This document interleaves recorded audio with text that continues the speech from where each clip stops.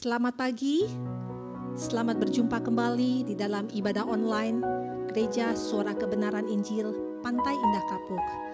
Mari kita akan siapkan hati kita akan memuji Dia, kita juga akan mendengarkan firman-Nya, dan kita percaya kita semua akan diberkati.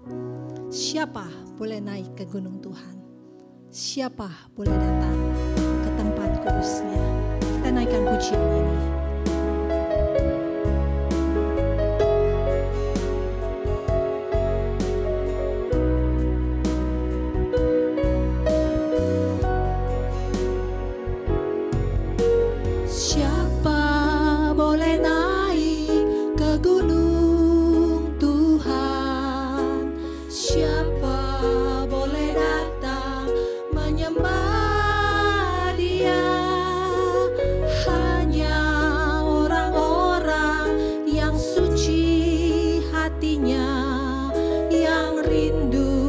Menyembah Dia. Siapa boleh naik? Siapa boleh naik ke gunung Tuhan? Siapa boleh datang menyembah Dia? Hanya orang-orang yang suci hatinya, yang rindu menyembah Dia. Sembah Yesus, sembah Yesus, ku sembah kekudusan nama-Mu. Sembah Yesus, sembah Yesus, ku angkat hatiku sembah Yesus. Mari katakan sama-sama, siapa boleh naik? Siapa boleh naik ke gunung Tuhan? Siapa boleh datang menyembah Dia? Hanya orang-orang yang suci hatinya, yang rindu menyembah Dia. Sembah Yesus, sembah Yesus, ku sembah kekudusan nama-Mu. Sembah Yesus, sembah Yesus, ku angkat hatiku sembah Yesus. Sembah Yesus, sembah Yesus, ku sembah kekudusan nama-Mu. Sembah Yesus, sembah Yesus, ku angkat hatiku sembah Yesus. Ku angkat hatiku sembah Yesus. Ku angkat hatiku sembah Yesus. Haleluya, kami sembah Engkau, Bapa di surga. Terima kasih, terima kasih ya Tuhan Yesusku. Kau Allah yang benar, kami puji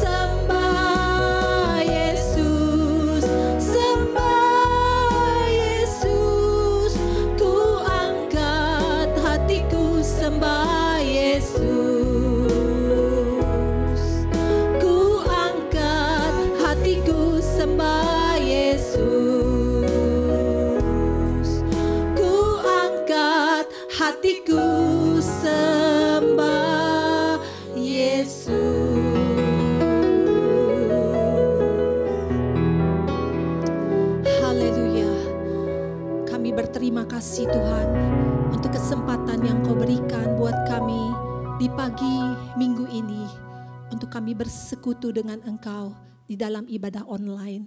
Biarlah semuanya Tuhan boleh menyenangkan hati Tuhan. Kami boleh memuji-Mu, kami boleh mendengarkan firman-Mu, dan kami percaya berkat khusus Tuhan sudah siapkan buat kami. Di dalam nama Tuhan Yesus Kristus kami berdoa, mengucap syukur. Haleluya. Amin. Bapak Ibu sekalian yang dikasihi oleh Tuhan, mari kita akan masuk gerbang Tuhan, kita akan memuji namanya, kita naikkan pujian ini bersama-sama. Haleluya. Puji Tuhan. Terima kasih untuk kebaikan-Mu ya Tuhan.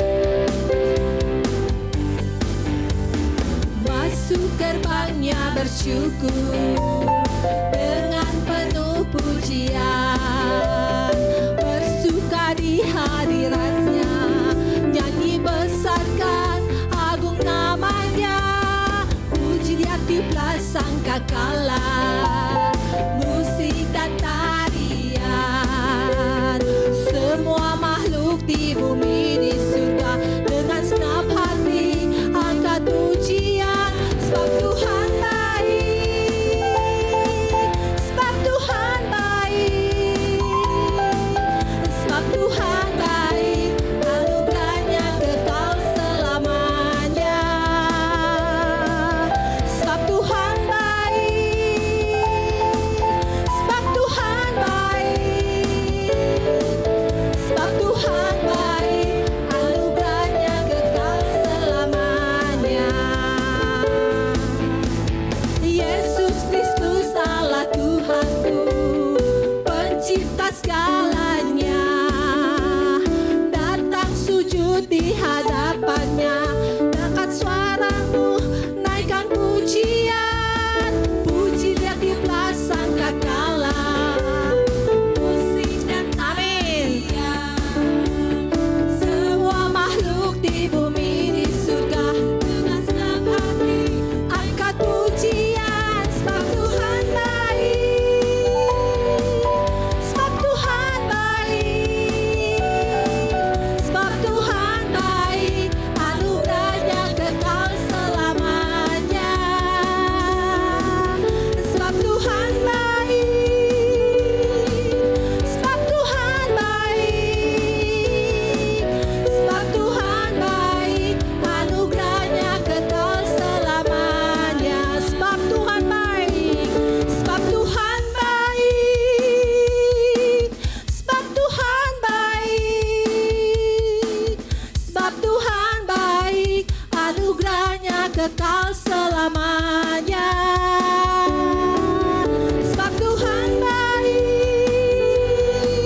sebab Tuhan baik, sebab Tuhan baik, anugerahnya kekal selamanya, sebab Tuhan baik, anugerahnya kekal selamanya, sebab Tuhan baik, anugerahnya kekal selamanya. Biar segala pujian hanya untuk hormat kemuliaan nama Tuhan. Mari kita akan siapkan hati kita, kita akan mendengarkan kebenaran firman Tuhan. Tarik aku Tuhan, biar aku semakin dekat dengan Engkau. Terima kasih untuk setiap berkat yang Tuhan berikan buat kami semua. Kita naikkan pujian ini bersama-sama. Haleluya. Terima kasih. Terima kasih Tuhan. Haleluya.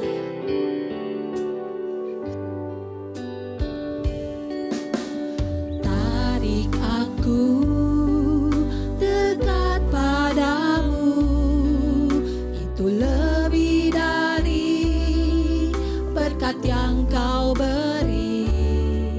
Kau sendiri hartaku, lebih dari permata dan semua yang ku miliki. Tarik aku dekat padamu, buatku mengerti segala rencana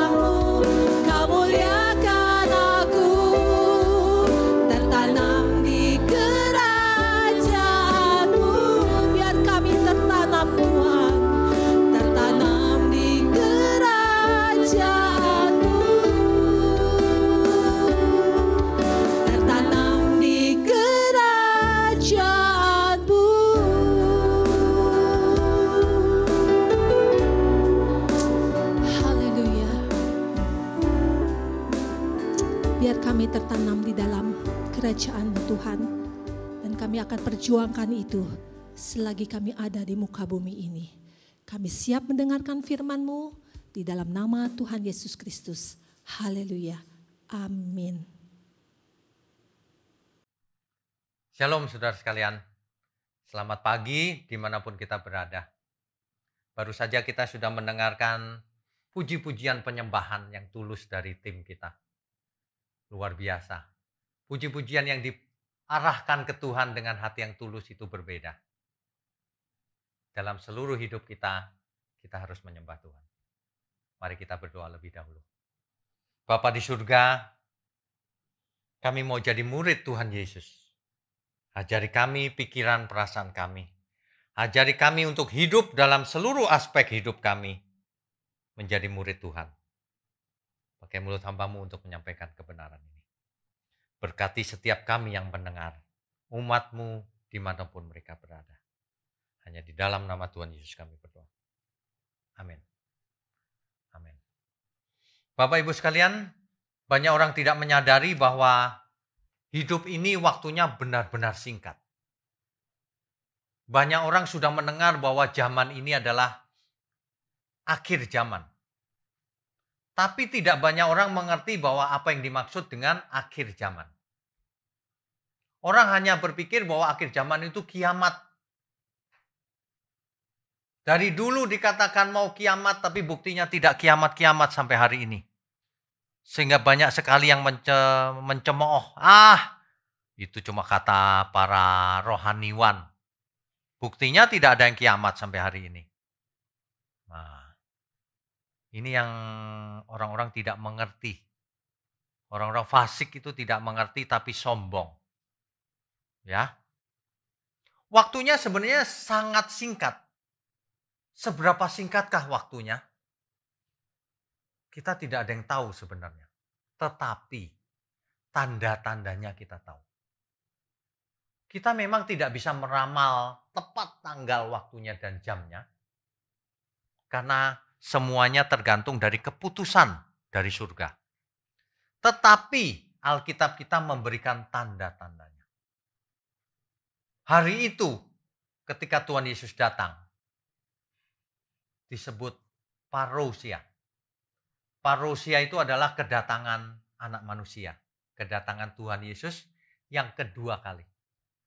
Kalau kedatangannya yang pertama itu dalam rangka menebus dosa manusia, membeli manusia dari pihak lain ke pihak Tuhan, supaya manusia menjadi milik Tuhan, supaya manusia mempunyai kesempatan untuk kembali menjadi milik Tuhan, baik de jure maupun de facto, baik statusnya maupun faktanya. Manusia akan dikembalikan ke tujuan semula manusia diciptakan, tapi manusia itu harus mau dibentuk, harus mau belajar, harus mau meresponi. Bukan Tuhan datang lalu manusianya berubah otomatis, selamat otomatis, nggak ngapa-ngapain selamat. Banyak orang merasa selamat, padahal belum. Banyak orang merasa lahir baru, padahal belum. Hidupnya masih seperti yang lama. Ini teologi yang merusak. Teologi yang benar adalah, aku mau berubah Tuhan. Aku belum sempurna. Aku mau belajar terus Tuhan. Ampuni aku. Pimpin aku. Itu teologi yang benar, bukan ini. Aku sudah selamat. Aku sudah ngaku Yesus Tuhan pakai mulutku. Terus gak usah ngapa-ngapain. Keselamatan bukan karena perbuatan baik. Ini rusak ini teologi seperti ini. Keselamatan memang bukan perbuatan baik. Tapi kita diperintah Tuhan untuk sempurna. Jangan lupa itu. Ya. Kalau Tuhan datang lagi, itu hanya Bapa yang tahu waktunya. Bukan hanya ketika Tuhan Yesus di bumi. Ketika Tuhan berkata, hanya Bapa yang tahu. Matius 24 ayat 36. Coba kita baca. Matius 24 ayat 36. Ini Tuhan berkata ketika Tuhan ada di bumi. Sedang inkarnasi. Tetapi tentang hari dan saat itu tidak seorang pun yang tahu. Malaikat-malaikat di surga tidak, dan anak pun tidak, hanya Bapa yang tahu. Ini banyak orang mengartikannya, itu kan ketika jadi manusia. Penting nggak sih Tuhan Yesus ngomong begitu kalau itu manusia? Kalau manusia nggak usah dibicarakan juga semua orang tahu, tidak bakal tahu harinya. Ini adalah cerita selama-lamanya, anak pun tidak. Artinya rencana mula-mulanya dari Bapa. Nah, kalau sudah waktunya anak diberitahu akan turun hari itu artinya. Ya, jadi jangan Bapak Ibu bisa ditipu oleh pengkhotbah-pengkhotbah yang tidak bertanggung jawab. Yang seringkali bernubuat tapi tidak cocok.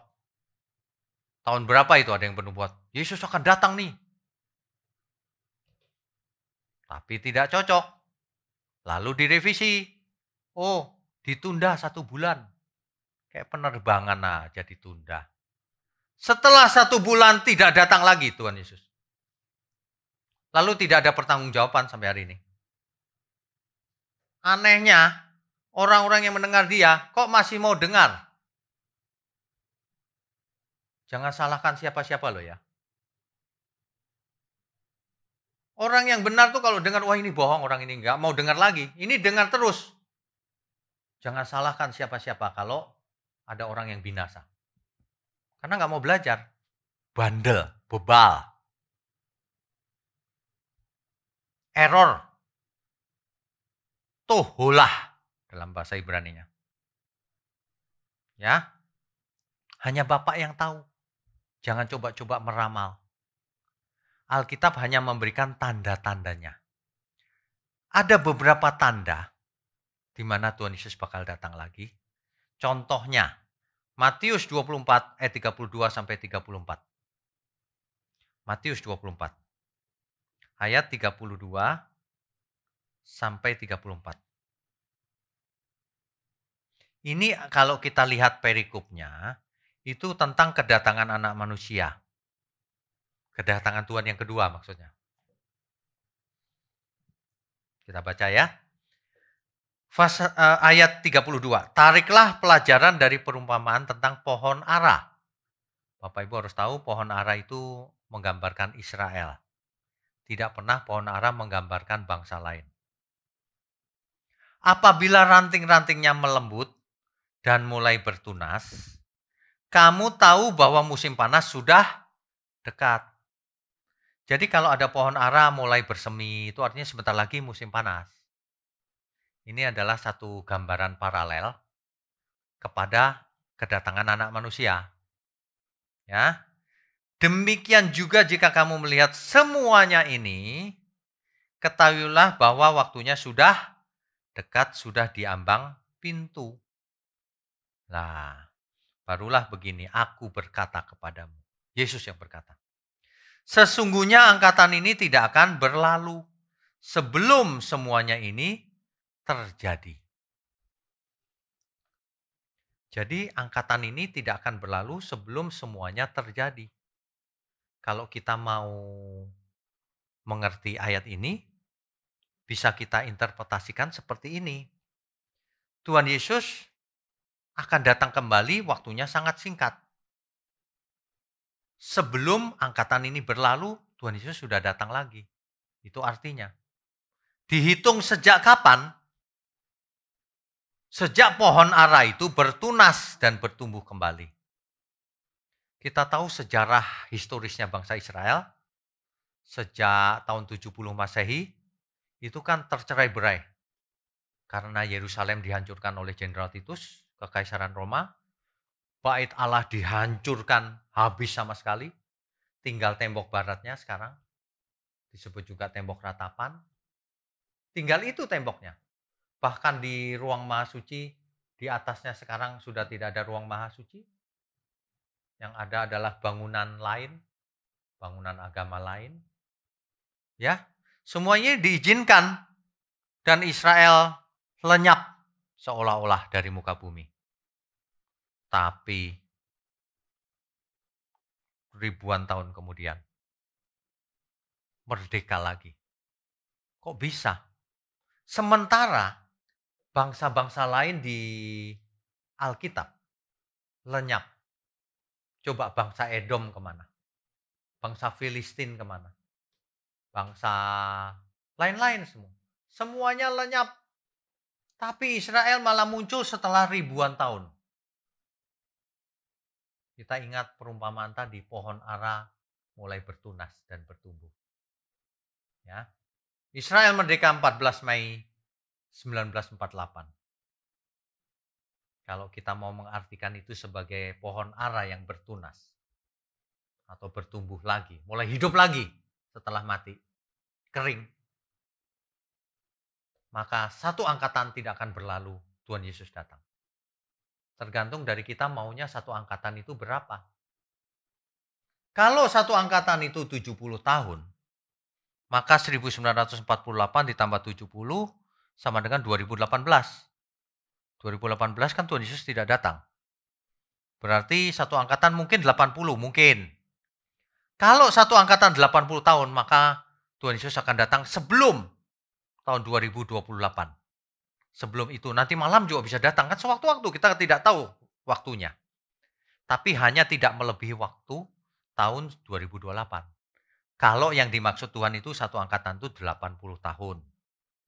Tapi kalau satu angkatan yang dimaksud 120 tahun, sebab umur manusia maksimum 120 tahun kalau menurut Alkitab, maka tahunnya menjadi 2068. Ingat, ini bukan berarti 2068. Sebelum itu pun Tuhan Yesus bisa datang, tapi tidak lewat dari tahun itu. Nah, 2068 kita masih hidup apa enggak? Enggak tahu kita. Sebagian bisa masih hidup kalau anak-anak sekarang. Kalau kita sekarang umur berapa ya?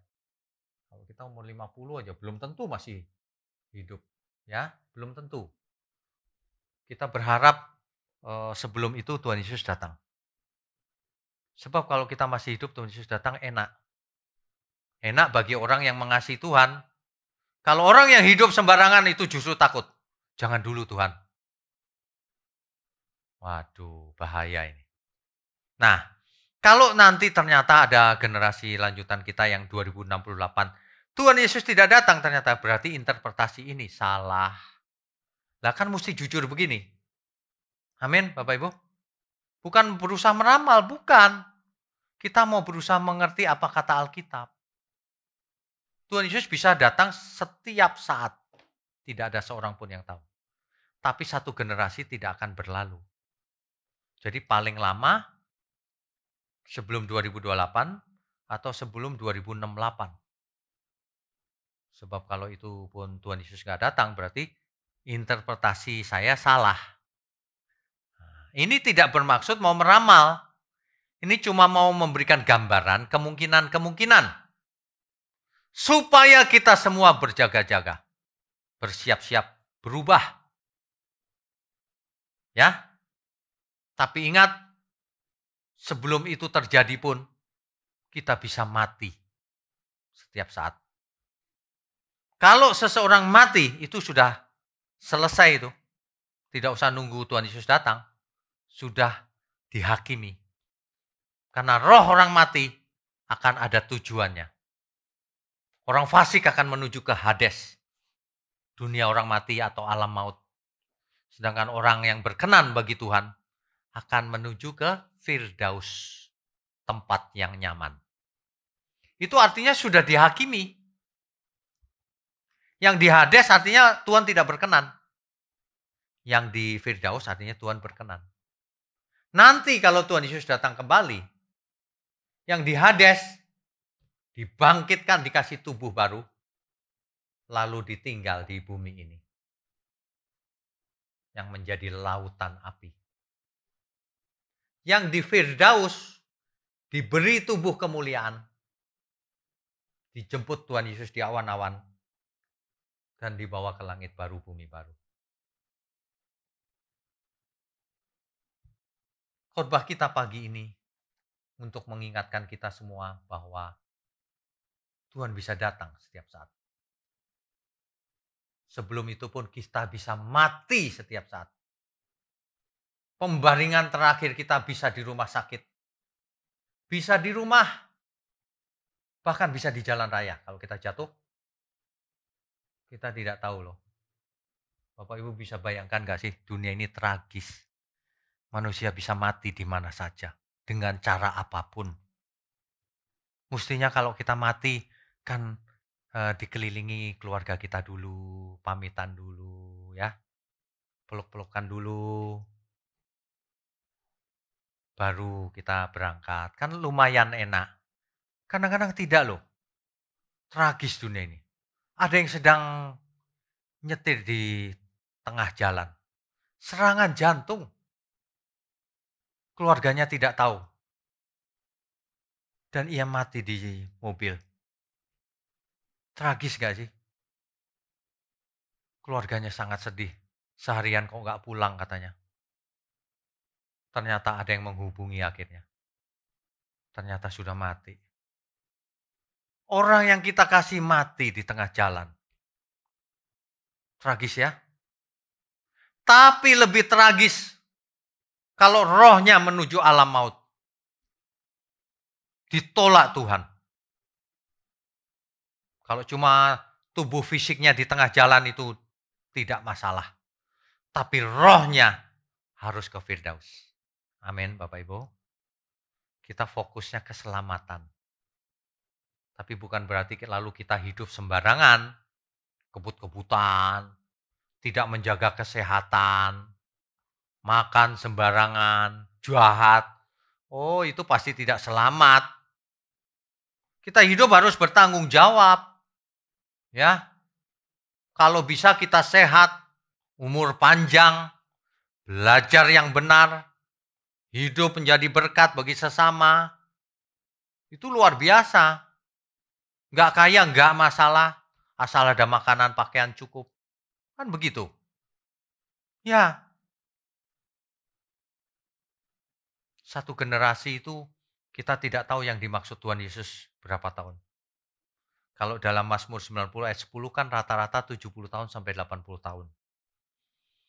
Tapi kalau dalam Kejadian 6 ayat 3, di situ dikatakan umur manusia 120 tahun. Itu maksimum ya. Sedangkan rata-rata hari ini berapa Bapak Ibu? Bapak Ibu coba deh main-main ke kuburan. Coba kita lihat batu nisannya. Kalau saya kan sering melayani ibadah di kuburan, di makam. Kadang-kadang saya iseng perhatikan nisan-nisan itu. Ternyata tidak umur panjang rata-rata. Di Jakarta mungkin 50, 60, 40, ada yang 30. Ada yang masih umur 25 kena stroke. Ada yang 30 kena stroke. Lumpuh separuh. Tragis ya hidup ini ya. Ketragisan hidup ini jangan sampai dialami di kekekalan. Jangan sampai ditolak Tuhan. Nanti kita tidak ketemu di sana. Kita semua kan mau ketemu di Firdaus. Nanti di surga bersama Tuhan. Amin ya. Udahlah Bapak Ibu, jangan fokus pada yang fana. Ayo kita berubah. Hidup ini jangan buang-buang waktu. Sebab banyak orang buang-buang waktu. Dari pagi sampai malam main game terus. Main game boleh. Tapi kalau dari pagi sampai malam tiap hari. Udah gitu judi online. Mau jadi apa? Jadi pantas kalau pasangan hidupmu marah. Kau judi online. Hutang sana, hutang sini. Gak bisa bayar. Buang-buang waktu. Cari penyakit. Ya. Hiduplah seolah-olah besok kita mati. Yang penting ada makanan pakaian cukup. Dah. Setelah itu kita berpikir, apa yang harus kulakukan ya Tuhan? Aku mau bekerja ini atau bisnis ini atau jualan ini atau bagaimana ya? Yang penting makan minum cukup dulu. Nah itu dulu. Dahulu juga saya nggak bisa makan siang. Setiap siang saya nggak makan. Tapi sekarang juga bisa hidup tuh. Nggak apa-apa. Sengsara itu nggak masalah. Tapi jangan ditolak Tuhan.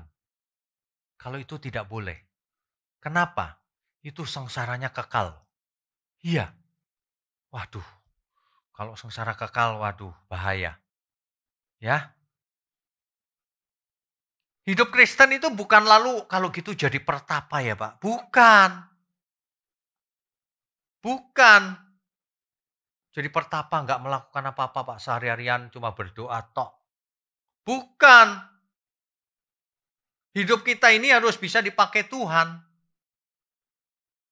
Sebenarnya ya hidup kita ini harus jadi martirnya Tuhan. Martir itu bukan pasang bom bunuh diri, bukan. Itu martirnya setan itu. Martirnya Tuhan itu, aku mau mati buat Tuhan. Bukan mati fisiknya. Aku mau mati-matian melakukan kehendak Tuhan. Aku tidak mencari keuntungan untuk diriku sendiri. Kalau aku kaya pun untuk Tuhan. Kalau aku nanti bisnis sukses itu pun untuk Tuhan.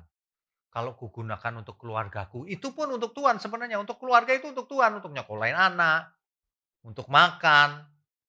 Tapi kalau yang punya lebih banyak, untuk Tuhannya, untuk orang lain juga. Untuk pekerjaan Tuhan, untuk orang yang butuh ditolong.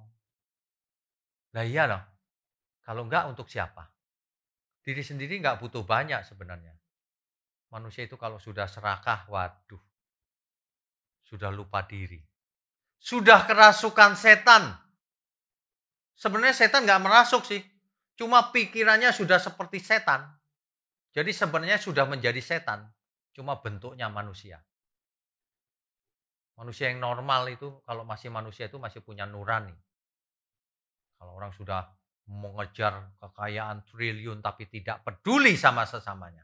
Atau kejam terhadap sesamanya. Welit. Punya karyawan digaji kecil banget. Padahal ia kaya raya. Padahal ia punya pesawat pribadi. Wah itu dijamin ke neraka. Itu adalah orang kaya yang bodoh di Alkitab itu. Kalau masih ada kesempatan cepetan bertobat. Gunakan hartamu untuk orang banyak. Bagi-bagi ke semua orang. Untuk apa disimpan-simpan terus? Ada amin ya. Ini bukan mau anti kekayaan, bukan. Tapi kalau hati seseorang ada di hartanya, itulah akar segala kejahatan. Banyak sekali manusia jahat itu gara-garanya uang. Kekuasaan itu ujungnya juga uang kok. Orang pengen berkuasa supaya bisa menguasai perekonomian. Supaya bisa korupsi. Supaya bisa melakukan kejahatan. Tapi orang tidak tahu. Ya, Alkitab berkata segala sesuatu ada waktunya. Memento mori. Ingatlah kamu pasti mati. Tunggu tanggal matinya. Ya. Sebelum kita mati, kita buang seluruh kegiatan yang tidak ada hubungannya dengan keselamatan. Kegiatan yang gak penting-penting dibuang aja lah. Diganti dengan kegiatan yang berguna bagi kemuliaan Tuhan. Ada amin? Diganti dengan kegiatan yang menyenangkan hati Bapa di surga. Diganti dengan kegiatan yang memberkati sesama kita. Bapak Ibu yang jadi dokter, ayo jadi dokter yang menjadi penolong, jadi berkat. Tolongin orang-orang susah yang nggak punya uang, nggak usah bayar. Itu nggak akan membuatmu menjadi miskin. Jangan udah jadi dokter, udah tahu pasiennya nggak punya, kan kelihatan dari bajunya. Wah tarifnya makin mahal, ngetok. Nggak punya nurani itu namanya. Yang begitu ngomong surga. Surga yang mana? Tuhan pasti tidak berkenan. Yang diberi banyak, dituntut banyak. Mestinya kalau dokter, ini dokter yang percaya Tuhan, bukan dokter yang sekuler. Kalau sekuler mah terserah situ. Mau kaya, mau pelit terserah karena dia akan binasa. Tapi orang yang akan selamat, ingat, waktunya kita berbagi. Waktunya kita menjadi garam dan terang. Ingat perkataan Tuhan Yesus. Ingat kita adalah murid langsung daripada Tuhan Yesus. Bapak Ibu bukan murid saya, bukan murid siapapun, tapi murid langsung Tuhan Yesus. Amin. Jadi jangan lupa, sebagai murid Tuhan kita mesti bangga. Nggak tahu ya Bapak Ibu bangga nggak sih? Kalau saya bangga sekali kemana-mana. Aku murid Tuhan Yesus. Aku nggak boleh buat salah. Aku mau belajar Tuhan. Ya, ayo yang punya lebih. Ingat, saya cuma beri contoh satu aja, dokter. Profesi yang lain sama persis. Kamu punya profesi, dikasih kepercayaan, malah meres pasiennya. Malah meres kliennya. Gak tahu diri namanya. Sudah ditebus, bukannya hidup menurut roh, malah hidup menurut daging. Ini gara-garanya juga teologi yang salah sih. Kamu sudah ditebus maka selamat. Salah. Kalau kamu ditebus, kamu orang berhutang. Masuk sih Pak? Baca ayatnya. Nggak pernah baca sih ayat-ayat begituan. Selalu pilih-pilih ayat. Coba kita baca ya. Dicatat Bapak Ibu. Di Stabilo. Roma 8 ayat 12. Keselamatan itu tidak otomatis. Jadi saudara-saudara kita adalah orang berhutang. Berhutang kepada siapa? Tentu saja kepada Tuhan Yesus. Karena kita ditebus. Tetapi bukan kepada daging. Maksudnya, supaya kita hidup menurut daging. Bukan. Tapi kita berhutang supaya hidup menurut roh. Dalam bahasa lain sederhananya gini loh. Kita sudah ditebus, jangan hidup menurut daging lagi ya. Hiduplah menurut roh. Jangan buat dosa lagi ya. Sudah ditebus dosanya. Tapi hiduplah menurut roh. Itu. Kita itu berhutang, jangan klaim Tuhan. Bayar hutang. Kalau nggak mau bayar hutang, jangan ngaku-ngaku murid Tuhan. Banyak orang tidak hormat sama Tuhan hidupnya. Ya, saya cuma mau ingatkan sih, bukan mau marah-marah nih. Ada orang yang mengatakan, wah ini itu kalau khotbah kok marah-marah terus sih. Tidak Bapak Ibu. Bapak Ibu jangan salah paham ya. Saya marah-marah gunanya juga buat apa. Kalau Bapak Ibu tidak mau berubah juga saya tidak bisa apa-apa. Bahkan Bapak Ibu ketika lihat khotbah ini langsung dimatikan juga saya juga tidak bisa apa-apa. Tapi saya cuma mau mengingatkan firman yang benar itu seperti ini. Dunia ini bukan panggung sandiwara. Dunia ini bukan kita ditentukan Tuhan selamat atau tidak. Dunia ini bukan kita dipredestinasikan Tuhan, ditakdirkan Tuhan. Bahwa kita pasti selamat, yang itu pasti binasa. Tidak. Dunia ini adalah panggung pertandingan. Bukan panggung sandiwara. Panggung pertandingan. Penuaian jiwa-jiwa oleh kedua belah pihak. Dari pihak terang, dari sisi Tuhan, dan dari sisi iblis. Iblis rajin menuai. Dengan senang hati. Ibarat MLM, iblis tuh rajin cari downline. Ya. Herannya manusia mau jadi downline-nya iblis. Sebab kalau manusia tidak mau jadi downline-nya iblis, mau jadi downline-nya Tuhan, ia akan mengerjakan pekerjaan Tuhan. Ia akan ikut dalam penyelamatan jiwa-jiwa. Ya.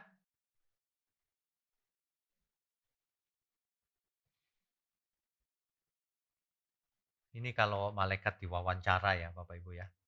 Malaikat di surga bisa diwawancara, itu malaikat bisa jawab gini, sudah berapa yang ikut Tuhan?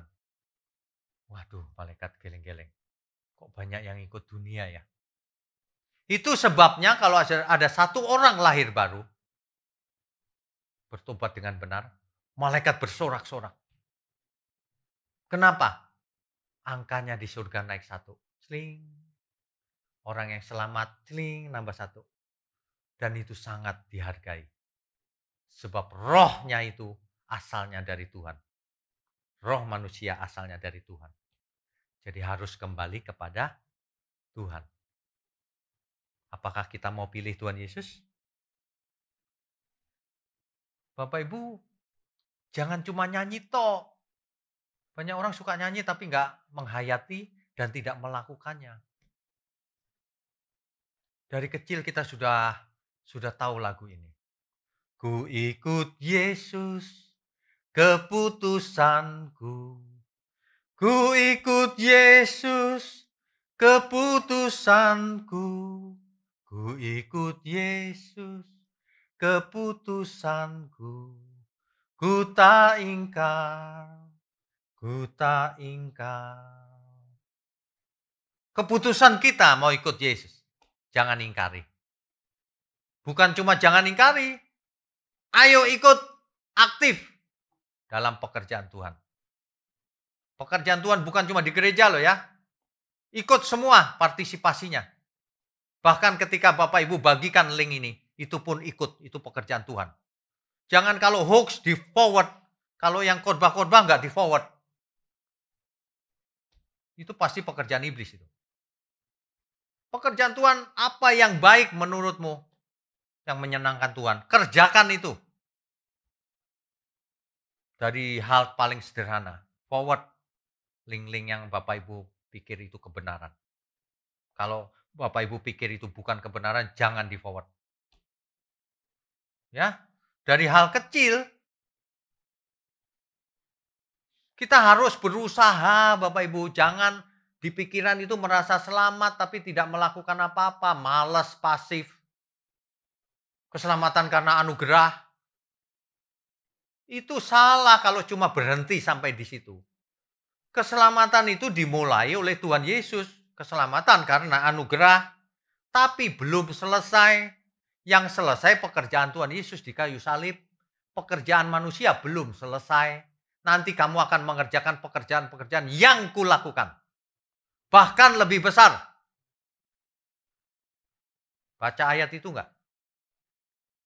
Oleh sebab itu kamu orang berhutang. Supaya tidak hidup menurut daging. Oleh sebab itu kerjakan keselamatanmu dengan takut dan gentar. Kita semua ikut dalam pertandingan yang diwajibkan bagi kita. Pertandingan bukan takdir. Istilahnya bukan predestinasi. Pakai istilah canggih-canggih, sama aja artinya. Tuhan yang menentukan itu ya takdir. Pakai alasan ini, itu, ini, itu. Kalau Tuhan menentukan ya itu takdir namanya. Apapun namanya. Kalau dalam bahasa Inggris, predestination. Tuhan tidak menakdirkan seseorang binasa. Tapi kita harus mau. Tapi kita harus berusaha. Rasul Paulus menulis, aku melatih tubuhku. Supaya kalau orang lain diterima, jangan aku ditolak. Lah kok komentari-komentari tulisannya, Rasul Paulus takut ditolak manusia kalau menginjil. Capek deh. Rasul Paulus itu tidak takut apapun. Dia takut kalau ditolak Tuhan. Ada amin? Banyak teolog itu sudah kena premis ininya. Salah. Sederhana begitu aja nggak mengerti. Bagaimana mau menceritakan Alkitab dengan jujur? Kita itu harus berusaha. Roh Kudus tolong aku. Hidup tidak bercela. Sampai waktu menutup mata. Mestinya begitu. Ku rindu seperti Yesus. Kesukaanmu Bapa. Hidup ini jadi berharga. Kita harus berusaha hidup kudus, tak bercacat, tak bercela. Sehingga itu menyenangkan hati Tuhan. Sehingga hidup ini jadi berharga. Banyak orang sakit jiwa, merasa berharga kalau kaya raya, kalau jadi penguasa, kalau hebat, sakit jiwa itu. Kalau gelarnya banyak, sakit jiwa itu. Nilai manusia bukan tergantung dari gelar, kuasa, atau duitnya. Nilai manusia itu tergantung dari apakah ia hidup menyenangkan Tuhan atau tidak. Apakah gambar Allah yang ada dalam dirinya pulih atau tidak. Itulah harga diri manusia. Itu sebabnya Allah menghargai setiap kita. Harganya tak terhingga. Buktinya, Allah Bapa mengirim anaknya yang tunggal Tuhan kita. Supaya mati buat kita. Supaya kita semua beroleh selamat. Amin. Ya, itu harganya tak terhingga loh. Memang disalib tidak sakit. Memang enak ditolak semua orang. Ia datang kepada kepunyaannya. Tapi kepunyaannya tidak menerimanya. Bahkan membunuhnya. Sakit gak hatinya? Tetapi barang siapa menerimanya, ia diberi kuasa supaya menjadi anak Allah. Kita semua diberi kuasa supaya menjadi anak Allah. Tapi kita harus mengerjakan bagian kita. Ikut pertandingan. Pertandingan ngapain tuh? Supaya kita hidup kudus. Supaya kita berubah pola pikirnya. Berubah perasaannya. Berubah ambisinya. Berubah kehendak kita. Berubah keinginan-keinginan kita. Supaya seluruh hidup kita berubah. Menjadi menyenangkan Tuhan. Supaya proyek pribadi kita hilang. Jadi proyeknya Tuhan. Supaya semua yang ada pada kita menjadi milik Tuhan. Memang milik Tuhan sebenarnya. Cuma manusia aja merasa miliknya. Aku memberikan persembahan ke Tuhan. Bukan. Itu memang milik Tuhan. Yang benar adalah aku mengembalikan ini memang milik Tuhan. Tubuhku juga milik Tuhan. Hidupku juga milik Tuhan. Ku kembalikan Tuhan. Ku persembahkan karena ini memang milikmu. Itu yang benar. Aku ngasih Tuhan loh 10%. Tapi diminta balik 30, 60, 100. Ajaran apa itu? Cepat berubah sebelum mati. Pakai dong logikanya untuk mengerti Alkitab. Alkitab itu harus dimengerti dengan akal budi yang diperbaharui. Gak boleh pakai akal budi sendiri. Gak boleh. Baca Alkitab dengan jujur. Itu firman Tuhan. Kalau ada yang mengatakan Alkitab palsu, jangan percaya. Alkitab itu asli. Pesan yang dibawa Alkitab itu asli dari Tuhan. Bapak Ibu tahu, ini tulisan tangan saya asli. Tapi bukan firman Tuhan. Ini tulisan saya. Kalau firman Tuhan itu Alkitab. Asli. Jadi kalau ada orang yang mengatakan bukuku asli loh. Percuma. Karena bukan dari Tuhan. Asli tulisan tangan. Udah gitu aja artinya. Amin ya. Ngerti ya maksudnya asli apa? Nah, tulisan yang asli ini kalau kita tidak mengerti aslinya. Yang nyampe ke pikiran kita bukan aslinya. Percuma juga Alkitabnya asli. Kan banyak orang begitu.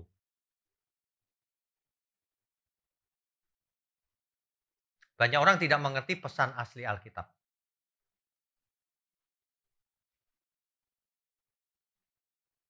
Sehingga pesan dari Tuhan tidak sampai dalam hidupnya. Ibrani 12 ayat 1. Oke Bapak Ibu, Ibrani 12 ayat 1. Saya bacakan. Karena kita mempunyai banyak saksi. Ini ayat kita di sini ini orang percaya loh. Kita berlaku sampai hari ini ayat ini. Karena kita mempunyai banyak saksi bagaikan awan yang mengelilingi kita. Saksi kita itu mengelilingi kita semua loh. Siapa saksi kita? Siapa yang melihat hidup kita? Di surga, Bapa kita di surga. Ada Tuhan Yesus. Bahkan rohnya dalam diri kita, lihat kita. Roh Kudus. Para malaikat Tuhan, saudara-saudara kita, pasangan hidup kita, teman-teman kita, sesama kita, melihat kita. Roh-roh jahat, setan, melihat kita juga. Banyak saksinya. Memperhatikan bagaimana kita hidup. Karena hidup kita ini seperti pertandingan. Perlombaan yang diwajibkan. Nggak bisa nggak ikut. Diwajibkan. Marilah kita menanggalkan semua beban dan dosa yang begitu merintangi kita. Jadi kita tahu apa sih yang merintangi kita? Dalam perlombaan itu kita dirintangi oleh beban dan dosa. Seseorang yang hidup dalam dosa nggak bisa menang pertandingan. Tanggalkan semua dosa. Jangan pernah berbuat dosa lagi. Itu pun masih belum bisa menang pertandingan. Ada beban. Beban itu apa? Berbagai keinginan. Orang aku masih pengen ini, pengen itu. Nggak bisa jadi orang hebat. Nggak bisa jadi pemenang. Kalau orang udah bisa melepaskan semuanya, dia jadi murid Kristus. Bayangkan murid Tuhan itu luar biasanya seperti apa. Dalam pertandingan pasti menang. Ya, oke. Marilah kita menanggalkan semua beban dan dosa yang begitu merintangi kita. Dan berlomba dengan tekun. Dalam perlombaan yang diwajibkan bagi kita. Dan berlomba dengan tekun. Gak boleh santai-santai. Gak boleh. Ya, santai sedikit bisa bahaya. Nah, inilah apa yang Alkitab katakan bahwa kita itu jangan lengah. Terus berlomba. Gak bisa lengah. Itu sebabnya firman Tuhan dalam segala berbagai cara menyampaikan. Kita itu harus tetap di dalam firman. Gak boleh gini kalau di gereja di dalam firman. Nanti di luar gereja sudah gak berdasarkan firman hidupnya. Makanya tidak jadi pemenang. Jadi sandungan. Tetap di dalam firman dimanapun, kapanpun kita hidup dengan cara apapun. Profesi kita apapun. Itulah benar-benar murid Tuhan. Ya, oke.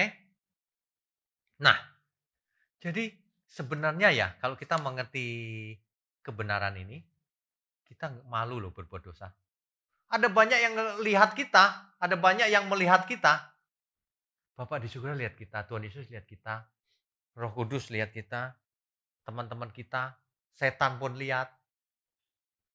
Coba bayangkan, kalau seorang bapak-bapak sudah punya istri, dia lihat-lihat istri orang lain. Saksinya banyak nih. Kok dia bisa melakukan hal itu? Berarti dia bukan orang percaya. Dilihatin Tuhan kok berani melakukan dosa. Coba jawab sendiri.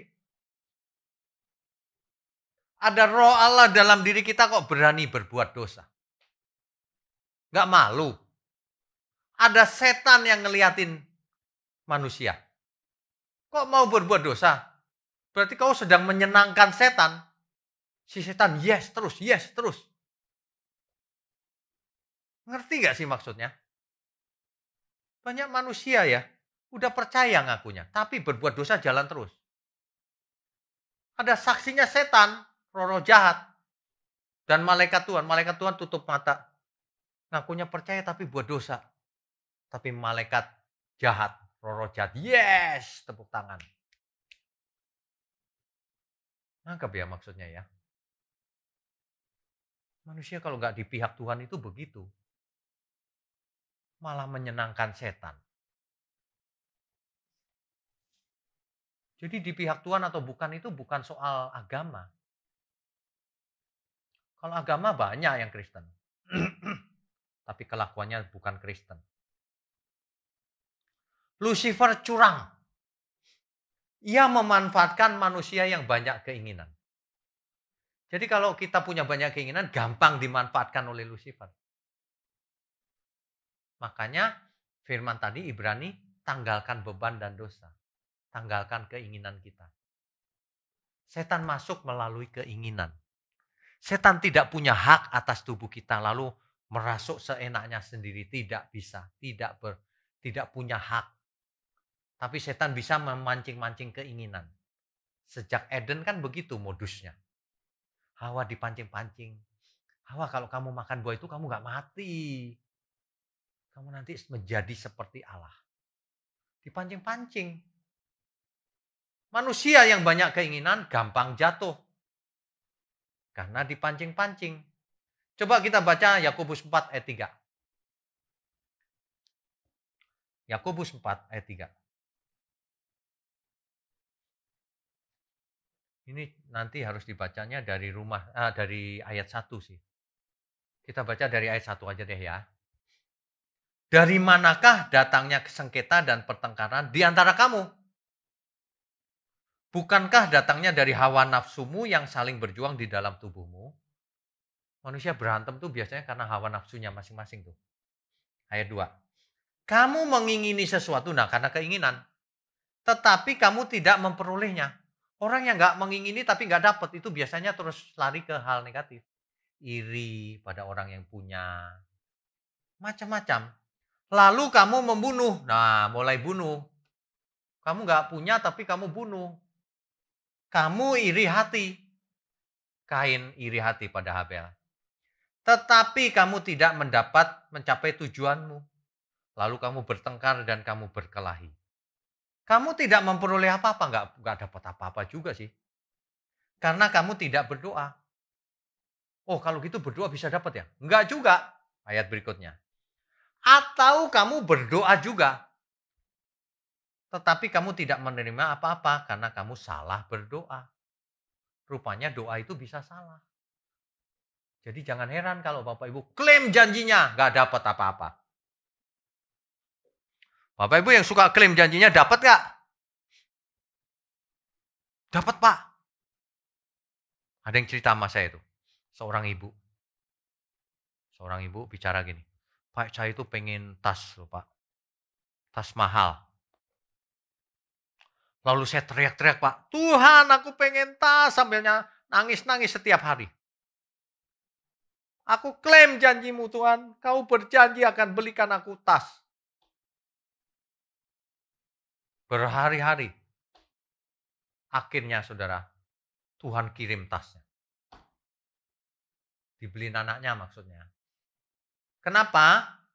Karena anaknya melihat, mamaku kasihan ya. Pengen tas nggak bisa beli. Dibeliin sama anaknya.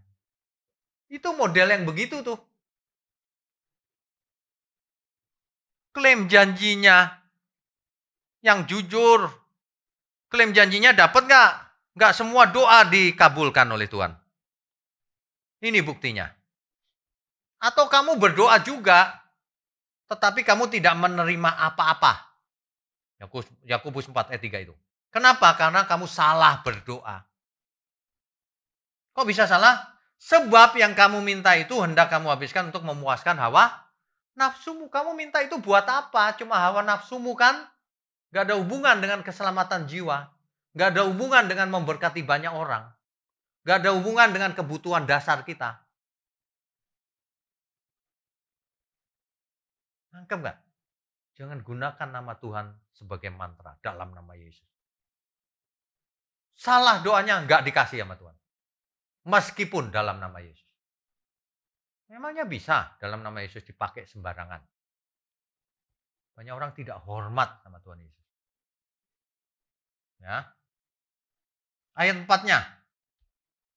Hai kamu orang-orang yang tidak setia. Ini terjemahan ini terlalu halus loh, Pak. Alkitab kita bahasa Indonesia itu penerjemahnya kayaknya halus bahasanya.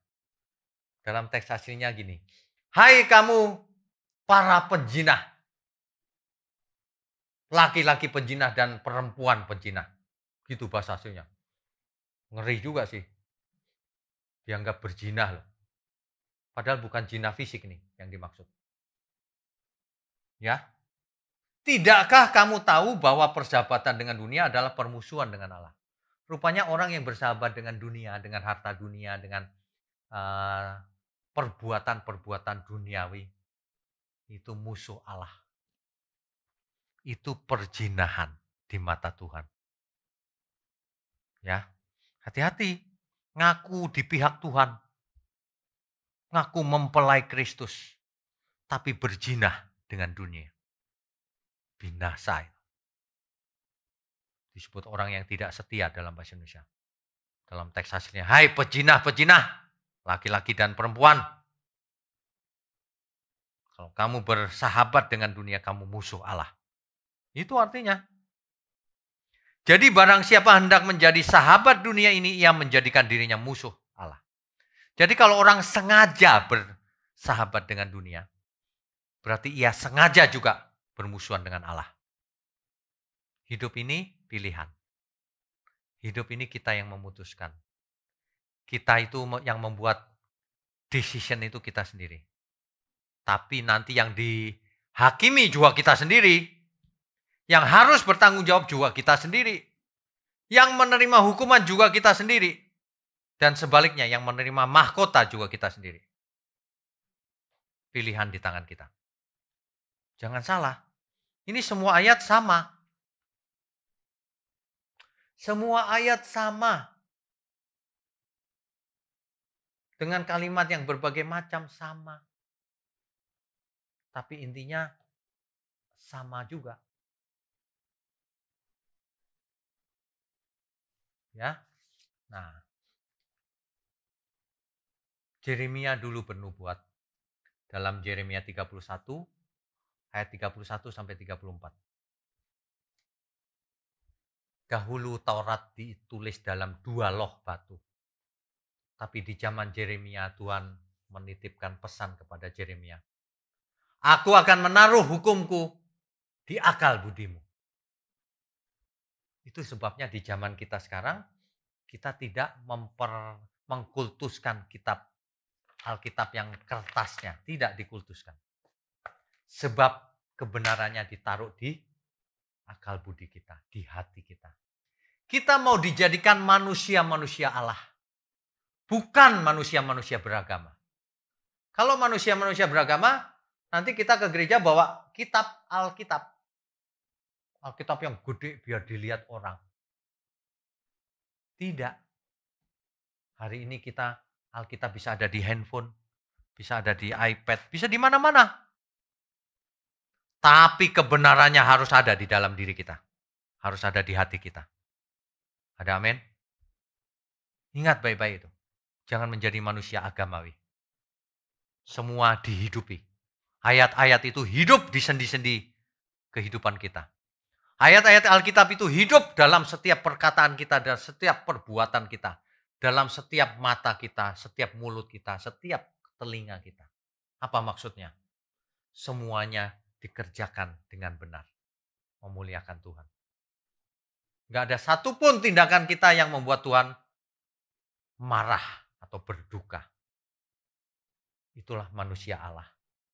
Kalau seseorang di pihak Tuhan, itulah kehendak Tuhan. Tuhan sebenarnya Tuhan bukan mau begini. Kalau kamu di pihakku, kau bela aku ya. Bukan. Tuhan menginginkan kita menjadi manusia-manusia Allah. Ya. Itu sebabnya nubuatan Yeremia ini diulangi di Ibrani 8 ayat 9 sampai 10. Ibrani 8 ayat 9 sampai 10 atau pasal 10 ayat 16. Hukum Tuhan. Hukum itu kalau konteks perjanjian lama tentu saja Taurat. Kalau konteks perjanjian baru tentu saja hukum keseluruhan hukum, inti Taurat. Yang sudah diceritakan Tuhan Yesus, dirumuskan, diformulakan oleh Tuhan Yesus. Kasihlah Tuhan Allahmu dengan segenap semua yang ada padamu, dan kasihlah sesamamu seperti mengasihi diri sendiri. Itu inti daripada Taurat. Jadi di dunia nyata ini, kita juga dinanti-nantikan menjadi garam dan terang, menjadi menang dalam pertandingan itu, menjadi manusia Allah. pertandingannya itu adalah kalau menang jadi manusia Allah, kalau kalah jadi manusia duniawi. Kalau menang selamat, kalau kalah tidak selamat. Kita itu ikut pertandingan, bukan dipredestinasikan. Coba kalau predestinasi, pertandingan ini pura-pura apa? Ini menyebabkan manusia tidak selamat. Karena merasa sudah selamat. Kita memang pasti selamat, tapi harus mengerjakan bagian kita. Amin. Ini beda loh. Ini beda Bapak Ibu. Ya. Mulai hari ini ingat baik-baik, kita ada di pihak Tuhan atau di pihak lain. Kalau kita di pihak Tuhan, kita harus membuktikan bahwa kita memang benar-benar di pihak Tuhan. Saya kasih satu contoh lagi. Kalau saya pendeta, saya kemana-mana kalau khotbah, saya pasang tarif yang mahal. Itu bukan di pihak Tuhan. Itu di pihak setan. Kenapa? Karena dengan cara itu saya menjadi batu sandungan. Itu setan, yes. Justru tidak boleh pasang tarif. Bahkan kalau kita kemana-mana melayani, ternyata yang kita layani orang yang butuh pertolongan. Ya kita harus keluarkan uang. Kita harus bantu dia, kita harus tolong dia. Baik secara fisik maupun semuanya. Ada amin gak ini? Banyak orang pikirannya salah. Kalau melayani Tuhan harus dapat. Capek deh. Harus dapat amplop. Capek deh. Gak ada begituan. Melayani Tuhan atau cari amplop. Tapi boleh Pak? Boleh. Tapi ini bukan soal uang. Boleh-boleh saja, gak apa-apa. Tapi yang tulus. Jangan pasang tarif. Kayak panggilan aja pasang tarif. Ada loh yang pasang tarif. Bukan hamba Tuhan saja, semua profesi ada yang pasang tarif. Pasang tarif juga wajar kok, dokter ada tarifnya wajar, nggak apa-apa. Tapi kalau pasang tarifnya ngetok, dan terhadap orang miskin sewenang-wenang, tunggu tanggal matinya. Manusia itu ya, nanti kalau mati, sebelum mati itu udah nggak berdaya. Mau bertobat setelah itu, terlambat. Terlambat. Hari ini kita mau benar mulai sekarang. Mari kita jadi dokter yang penuh dengan kasih yang menolong. Jangan tarik bayaran apapun untuk orang yang miskin. Mari kita jadi hamba Tuhan yang luar biasa.